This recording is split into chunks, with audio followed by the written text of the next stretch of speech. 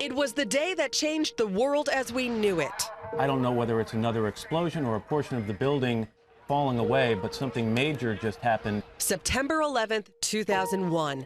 Out of a clear blue sky, an attack that would bring America to its knees. Countless lives forever changed. The start of a war that would span 2 decades. And now, 20 years later, Connecticut remembers.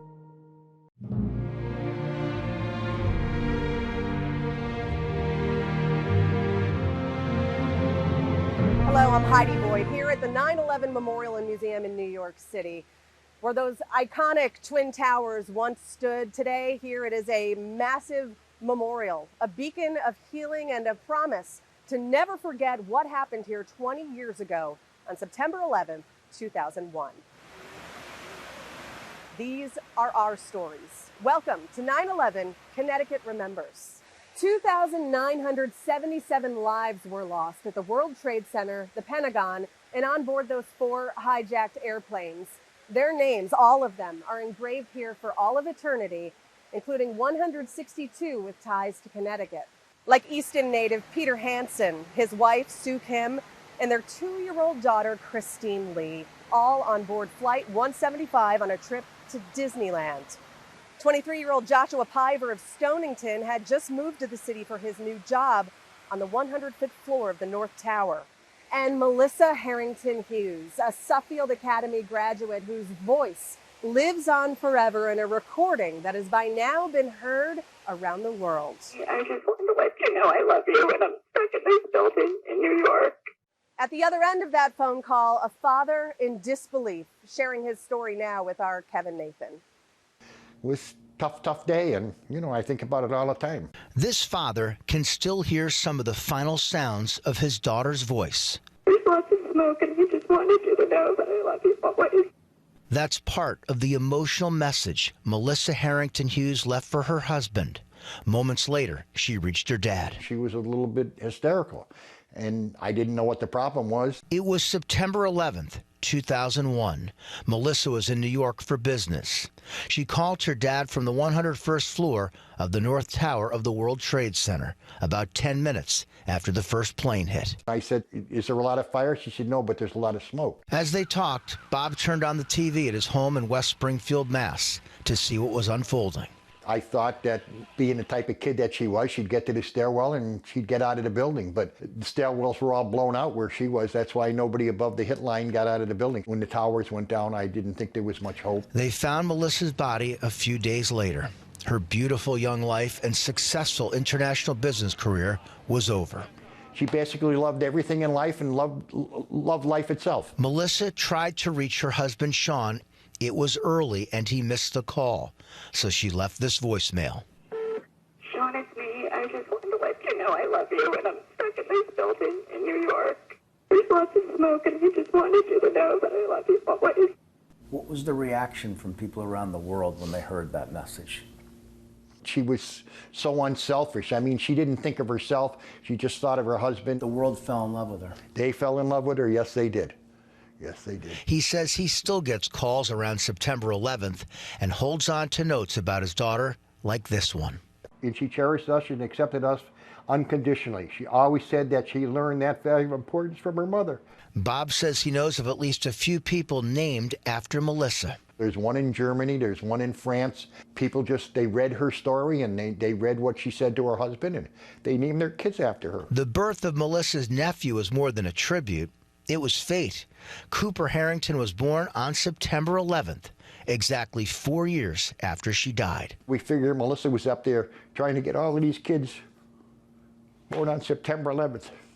She did her best. Melissa is buried in West Springfield, a short drive from where she grew up. Bob says he visits Melissa's grave 2 or 3 days a week. You know, I feel like I can come down here and go like this here and I'm touching her. I have a little bond with her when I touch the headstone. Melissa's hometown remembers her too, and all of the victims of 9/11 with an eternal flame, as her eternal voice echoes. I just wanted you to know that I love you always. Basically, she knew she was going to die, and she didn't think about that. She just wanted to tell her husband how much she loved him, and she'd love him forever. So many families waited for phone calls that never came. In the chaos that followed, cell phone towers were jammed, and from miles away in Connecticut, we could see those plumes of smoke on a clear blue day. And as a mass exodus ensued from lower Manhattan, some Connecticut residents streamed in off Metro North trains. Survivors like Avon native Jimmy Vasquenza led down from the 24th floor of the World Trade Center by the firefighters who rushed in to help. They let us down, Company 22 in New York City. Freaking heroes. Not one of them had fear in their eye. They all just kept going up. The heroes of Company 22 were among the 441 first responders killed that day. And as survivors like Jimmy were coming back to Connecticut, many of our state's finest and bravest were headed in. It's an assignment that is still really difficult for most of them to even talk about. Our Len Bestoff shows us where one local firefighter is finding healing in an unexpected place. Retired Hartford firefighter John Mudry fought back tears, but you could tell the 9/11 exhibit he was checking out moved him. Well, it just becomes part of you. It's in your heart, in your soul, your memory forever, in your blood. And, you know, it's bothersome sometimes, but it's something you have to do. Mudry was one of hundreds of Connecticut first responders who swarmed the World Trade Center ruins to recover the fallen in the hours, days, and weeks after 9/11. NBC Connecticut talked with him about it in 2002. Solid objects as such, there's nothing left. Then you start thinking, well, where's all the people? 2,832. I mean, where are they? The 9/11 exhibit Mudry was visiting was put together by Judy Keene of Wethersfield and a team of volunteers. Keene lost her husband Dick on 9/11. He was at the World Trade Center for a one-day work visit. It's hard to remember back of what could have been and what was. The real action for emergency personnel is I was a younger reporter then, working for a North Carolina TV station, sent to New York on 9/11 to cover the horror people witnessed after the planes hit the Twin Towers and killed more than 2,700 people. You see people jumping out the windows. Oh my God, it's just terrible. And as we're watching and you think that nothing else can happen, the building collapses. I met Judy a few years later and charted her initial efforts to make some good come from such a tragic day. I have not interviewed you in well over a decade. Probably, although we've talked. Keene, with the help of friends and family, has been the driving force behind the 9/11 Memorial Sports Center in town, which features a pair of twisted girders from the World Trade Center rubble. She also created the Keene Foundation, which for well over a decade has provided a variety of after-school programs in Wethersfield and more. That's so much better than remembering the horror of that day. And, you know, I'll always carry that with me, but I like to think that my legacy in the community has been that we've taken this horrible event and changed it and made it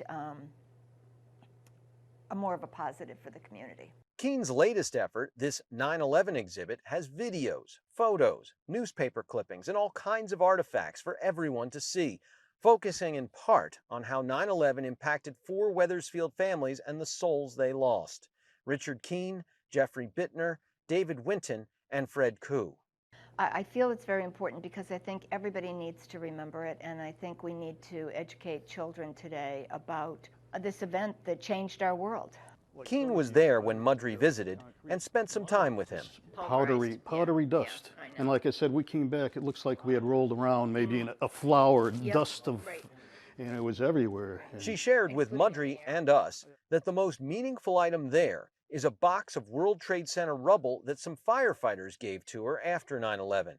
It is always on her person or kept under lock and key, a connection to her late husband.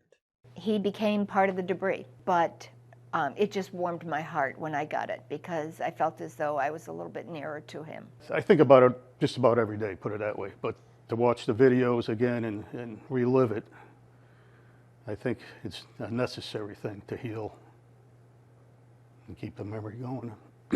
But not all the heroes of 9/11 died on that one day. Connecticut State Police were among the many agencies deployed here to Ground Zero in the days that followed. Troopers, including 14 K-9 teams, worked the site of the collapse for 11 days And 17 years later, Trooper Walter Green's exposure to that toxic rubble pile would claim his life.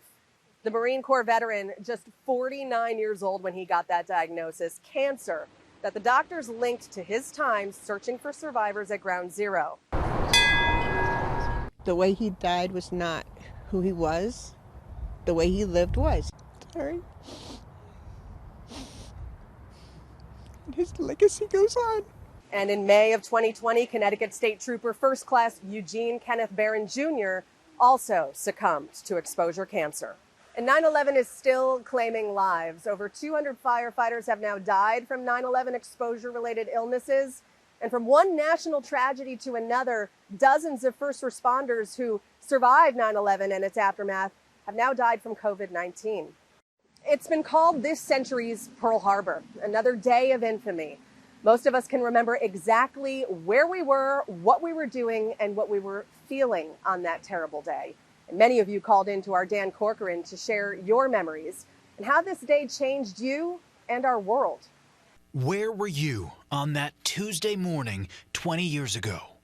We were in Gardner, New York, camping, and we were having coffee out on the picnic table, and the plane came right over our heads from Boston that went to New York. About 5 minutes later, a man came out of the cabin and said, "They just bombed New York," and we started to cry. We saw the plane go right over our heads, and there was nothing we could do. I was in the kitchen and had TV on. It was just a regular day.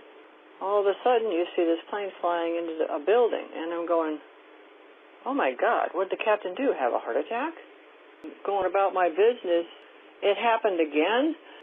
All right, what the hell is going on? I'm a retired TWA/American Airlines captain. I departed on September 10th, the evening, and landed in San Francisco, a little bit on the late side. And I was awakened in my hotel room by my son with, "Dad, do you know what's happening in the world today?" Needless to say, I'll never forget that, and the fact that I departed hours before the doomed planes and crews took off. My birthday is September 11th.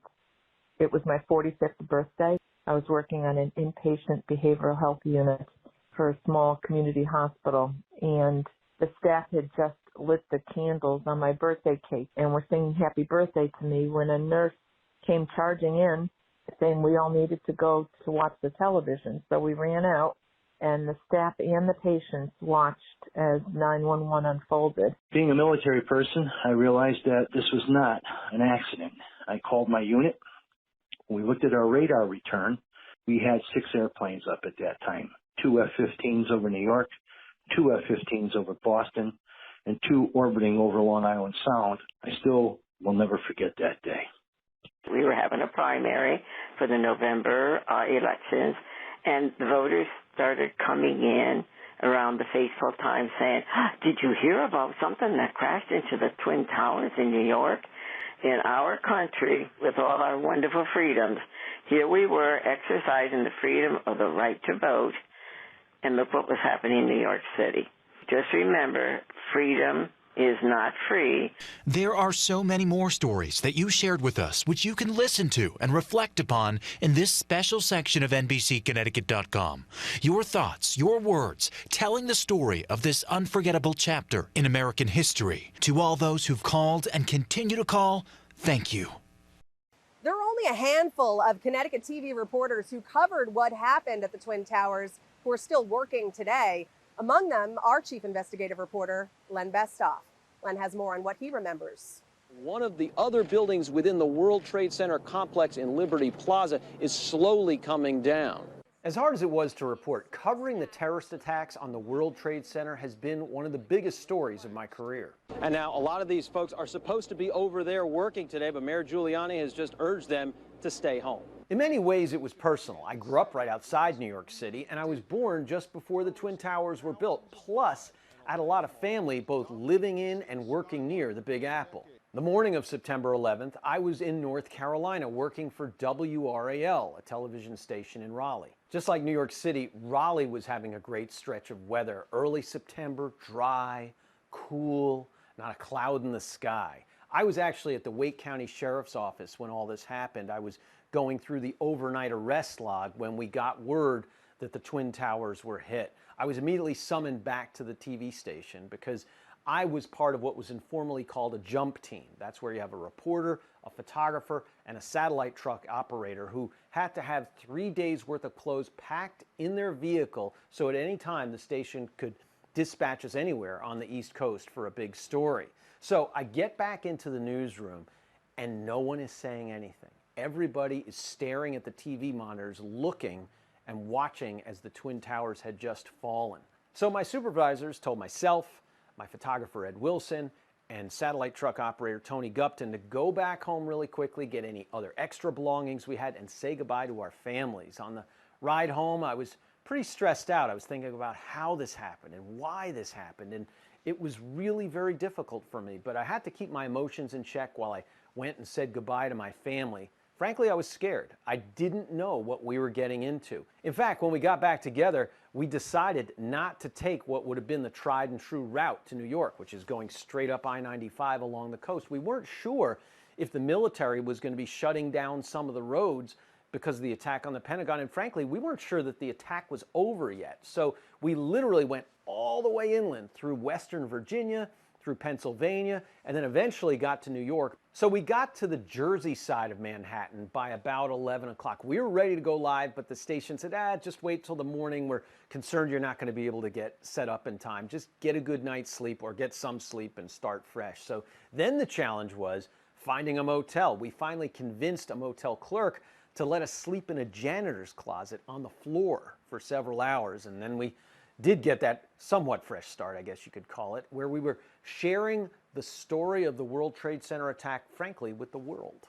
It really was a very strange day in Manhattan today. It was really eerie in a lot of ways. New York is never this quiet. The city didn't have its normal hustle and bustle and hum that you always hear. The only thing that was consistent was smoke that was coming from the World Trade Center site for days. I saw it take place yesterday, and it just doesn't seem real yet. The services are just very sketchy. You never know. One train may be running, a ferry may not be running. Some roads are open, some roads are closed. It's just still really a crapshoot. Many businesses were shut down, and then mass transit was a mess. Plane flights were suspended. Many of the buses and trains were not operating. In fact, there were numbers of people that actually had to walk across the various bridges to get home. We actually shot people walking across the George Washington Bridge going into New Jersey, and we interviewed them. Spent the night at a co-worker's apartment, and now I'm walking home to Jersey. One of the things we were trying to do was find North Carolinians that were somehow in New York when this happened. One of the ones we found was a guy named Gurney Mills, who talked about how he was stranded there and had to wear the same clothes for several days. Just more or less, it's been a full-time job just trying to try to get out of here. You know, while it's been a, like I said, kind of an inconvenience for me for the last few days, my heart really goes out to the people that really lost everything, including their loved ones. We saw a lot of those folks too, and they would come up to us with flyers which described their loved ones that were missing after the World Trade Center attacks, and they would beg us to tell a story about them. And we kept trying to explain to them, no, we're from North Carolina, we're doing stories that are airing down there, not really up in this area. But these folks were so desperate, they wanted to do anything they could, and frankly, it really hurt to tell them, no, we just can't do that. And we did see a lot of other people too in Manhattan, just walking around, just in shock with what happened, their mouths literally agape. And to actually witness and see something, I don't think that, you know, I never thought that I would witness anything that bad in my life. And to see that, and I hope I never have to see that again. And I'm trying to, you know, understand why something like this would happen. How could something like this happen? I don't know. It's just hard. It's just hard for me, and I'm sure it's hard for other people to deal with. So on more than one occasion, we tried to get down to ground zero. Of course, that's the video you want to have, but there just was no way that they were going to let us down there. The real action for emergency personnel is pretty much now at the disaster site. But the furthest you can get is here, Houston and Varick Street, unless you've got some kind of ID showing you have a reason to go back there. But we did talk with someone who did. We reached out to Dr. Alex Schwartz, one of my best friends from high school, who at the time was a resident at St. Vincent's Hospital, one of the closest medical facilities to the site of the terrorist attack. The streets are lined with a half-inch of ash, and the cars are covered, and the buildings are plastered with ash, and it just stuck to everything. And it was like nuclear winter, and I mean, I couldn't believe I was in Manhattan. I remember during the interview how strange it was talking to a longtime buddy about such a serious topic, and the fact that there was just nobody that he could help. Well, there hasn't been a whole lot to do, sadly enough, because they haven't pulled many people out. And it's just a terrible feeling. I feel very helpless, and I feel like whatever I might be able to do at all is probably down there. I'm glad I got to cover 9/11, but I really don't like talking about it. I know it's important, though, just like generations prior to mine told me about some of America's darkest days under their watch. And I will keep talking about 9/11 because there are these generations that have come after me that really don't know its history. Of course, this 20-year anniversary comes as the war in Afghanistan comes to an end, a milestone that brings conflicting emotions for so many people. What happened here that day served as the impetus for many who went on to serve our nation and some who made the ultimate sacrifice, like Captain Andrew Peterson Keel of Madison, an Army Special Forces officer killed by an Afghan traitor during his second deployment in 2013. Captain Peterson Keel was helping to train Afghan forces as part of the transition plan for a U.S. withdrawal someday. For his parents, seeing what's happening now in Afghanistan means reliving so much pain. There's a price to be paid for either evil or for good. And one has to win over the other, and our prayer is that it is the good. And now thousands of Afghan refugees work to relocate to America, just as generations have before. Fleeing war-torn homelands for the land of the free, one Connecticut resident did the same, only to arrive to chaos. For some reason, that memory is so vivid of, I can see the living room, I can see the small brown boxy TV on the stand. Kevin Nathan introduces us to a barber in Wethersfield with a painful but inspirational story. Where you flee a conflict just to arrive at another one. On September 10th, 2001, Ahmed Ramich arrived in New York with his mom from war-torn Bosnia. Their final flight made it to Bradley Airport on September 11th, just hours before the first plane hit the World Trade Center. You thought it was a movie? I thought it was a movie. I was 9 years old, and you see this thing happen in front of you, and that's the only thing that the mind can conjure up. Obviously, as a kid, I didn't quite understand the magnitude of what had happened. He does now. He goes by Otto and cuts my hair every few weeks. No matter how many times it comes up, he can never brush aside his past. It started off as a genocide, and it ended that way. In the 90s, Otto lost his 21-year-old father and his grandfather in the Bosnian War. People fought because they had to, not because they wanted to protect their families, their homes. Otto considers himself lucky to be alive after a dangerous trek past enemy camps. In those critical moments as a baby, I start to cry. And now people have a decision to make. You either shut the baby up and you sacrifice one for the benefit of the many. Thankfully, my aunt was able to somehow hush me up, and here I am talking to you again. Otto survived the war, only to deal with emotional wounds connected to September 11th. They find out that I'm a Muslim faith, they look at you slightly differently. Despite all of these challenges, Otto owns MC Barber in his hometown of Wethersfield. He's married and has a son. I'm trying to be everything that I never had, everything that I envisioned and wanted as a kid, so I think I'm doing a good job, but time will tell. Are you living the American dream? By a lot of people's definition, I think I am. Coming from a third world, war-torn country, with the clothes on your back, And as he combs through his memories of September 11th, Otto says it will be a day of reflection. I feel sadness, and sadness for the people that have lost their lives on that day. At the same time, I'm hopeful that things will be better. I'm hopeful that things like that never happen again, for sure. And I'll pray for that as well. What happened here 20 years ago was so unfathomable, it's still hard to wrap our minds around it. But for those who were charged with protecting our children that day in our nation's classrooms, there was an added challenge. Keisha Grant has their story. To this day, when I walk outside and I look up and the sky is just entirely blue, I will literally say it's a September 11th sky. It's a 20-year-old memory for Holly Razanka that feels like it was yesterday. I always remember that. Razanka is a wellness teacher at Roaring Brook School in Avon, her 33rd year with the district. She was here on September 11th. I had a class early in the morning, and she came over and whispered in my ear. A big plane had gone into the towers, and I can remember trying to be as cognizant as I could, trying to not make a reaction on my face because the kids notice everything. I finished my class. The second plane had already gone in to the second tower. I had another class walk right in the door after that. It was tough, I'm not going to lie, with them in front of us.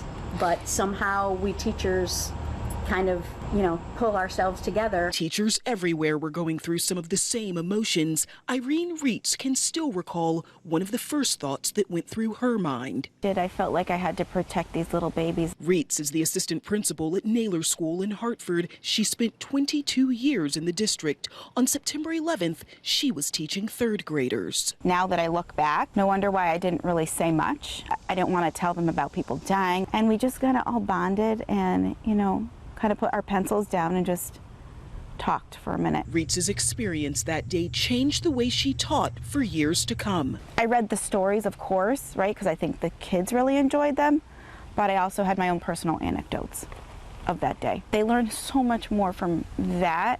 I think teachers have one of the most difficult jobs in the world. At the higher grade levels, we speak about it a little bit because it's in our history books now. It's history lived. For all the heaviness that still exists, Holly Razanka chooses to hold on to the good. There was not one speck of white in the entire sky, and it was a beautiful day. I'll remember it for my lifetime. For many of us, the events of 9/11 are indelible memories, but for a new generation, they're history lessons.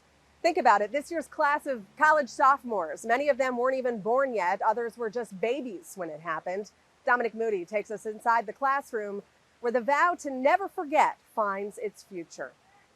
It's always okay to say, I don't know the answer to something. Inside Ebenezer Bassett Hall, and especially something as big as 9/11. There's a batch of Central Connecticut University students embarking on a unique educational journey. The history of 9/11 20 years later. Classroom 206 is where they meet every week to enhance their understanding of what led up to September 11 in New York and the aftermath that would follow.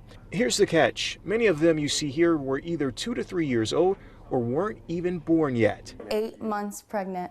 With you? Yes, she was actually supposed to be going to a meeting in the towers. Victoria Janelle's mom was weeks away from giving birth to her and was in New York at the time of that day's events. She buckled down on the subway underground when the two planes struck the World Trade Center. She just told me that there was no cellular service, everyone was freaking out around her. There's a natural curiosity and the thirst to find out more information about the deadliest terrorist attacks on American soil in U.S. history. A great opportunity to open my eyes to how history had changed forever, security, living, economic, political, business, it changed everything in the way we think. The course itself gives, a lot of context and shows how complex this topic is. Dr. Matthew Warschauer leads and created the course entitled 9/11 Generation. So they really don't necessarily know anything. And what my students find out is that there's a much bigger story to 9/11, one that precedes the day and one that has followed us all the way up to this moment in time. The history professor has a few goals for the class, one being, history is not just about name, dates, and factoids, that it is living and breathing, that it's about asking questions and trying to arrive at answers, and that you might not always arrive at the same conclusion that other people do. Teaching the leaders of tomorrow about 9/11 exceeds the borders of CCSU's campus. In fact, you can head right down the street to Classical Magnet School in Hartford. Firsthand knowledge is a powerful tool when you're teaching history. And to be alive and know so much firsthand about living history is kind of empowering. Regina Leonard's a social studies teacher who remembers vividly what went down that day because she was teaching a group of 8th graders. It was such a teachable moment, which was so powerful, but yet at the same time it was really hard, kind of like keeping it together and not really knowing what was going on. Every year she prepares a September 11th lesson plan while creating new ways for students to remain engaged. That's where group discussions kick in. I'm hoping the students understand the magnitude of what happened. These conversations have opened up the door for Meshach Hercules' understanding of what occurred on that day. It's really breaking down in detail what had happened, just like the event. You know, schools never really had us go into like the aftermath or what that meant for the Middle East or for America. The main objective when the discussions and books come to a close and the semester wraps is a better understanding of 9/11 and the ramifications of the event. And it's not just about 9/11, but it's the aftermath of all the other things that have come with the aftermath of 9/11, with questions about trust in government, questions about our economy. On the morning of September 11th, 2001, it was business as usual here at the World Trade Center until suddenly it wasn't. And underground, there was a commuter train car that survived the collapse of the Twin Towers. Today, it is a living time capsule on display at the Shoreline Trolley Museum in East Haven. Photojournalist Ronald DeLucia takes us aboard car 745. So we're going to go forward. I'm going to release the brakes and the controller to give us power. And away we go. I'm Alan Zalazzo. I'm a volunteer at the Trolley Museum.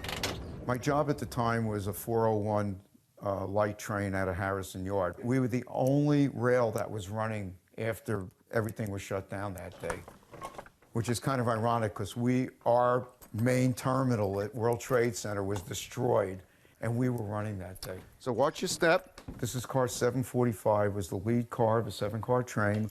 It left Hoboken at 8:42. When it left between Pavonia and Exchange Place is when the World Trade Center, the first tower, got hit at 8:46. So it arrived at the Trade Center at 8:52. It left in peacetime, ended up in a war zone in 10 minutes. When the buildings came down, the way the station was constructed, the 5 cars in the rear, actually 4.5, got pancaked. Just all the debris came down on it. This car, the next one, 143, and half of the other car were fine. But it was in the station. Nobody was killed on path that day. I got a call from assignments, and they said, "Can you get in now?" And I go, "Yeah." The next few days were very surreal. Nobody knew that the buildings were going to come down. We decided to make the car the way it was at 8:42 when it left Hoboken. This had all the ads in it. It was a time capsule. They took it to Hangar 51 at JFK Airport, and they were sitting in a back corner. And we didn't even bat an eye. It was like, yes, we'll take one. When it came from in East Haven, there was a parade for it. They used 2 fire department ladder trucks, and they had the American flag. And it was just unbelievable. It is our duty to ensure that this generation and future generations never forget. It happened. Yeah, it happened. You were scared. Who wasn't scared? You didn't know what was going on. But the younger generation doesn't know. They could touch this. I think it's important that they touch something to feel it's real, that it was there.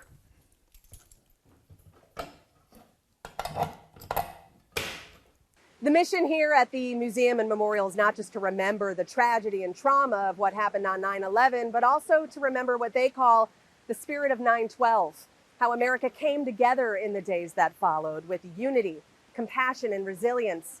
20 years later, amid so much unrest, it is a reminder that we are truly stronger together despite our differences. In New York City, I'm Heidi Voigt. Thanks for joining us for 9/11 Connecticut Remembers.